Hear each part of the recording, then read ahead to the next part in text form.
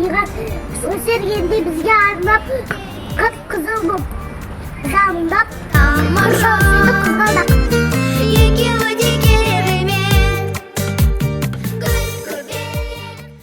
Ертеде бір гүл өзі ғана өмір сүріпті.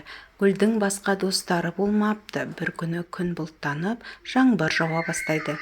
Жаңбырда су болып, гүлдің көңілі түсіп кетеді. Жаңбыр басылып, күн қайта жарқырап шыға келеді. Гүлдің көңілі көтеріліп, қуанады. Ол әр түрлі қимылдар жасап, тербеліп билейді. Сол кезде гүл күлтешесінен көп тұқым жерге төгіледі. Аспан қайта бұлттанып, жаңбыр жауады.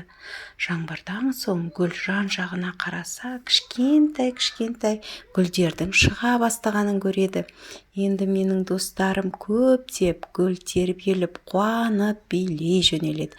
Содан бері әр түрлі әдемі гүлдер көбейе бастапты.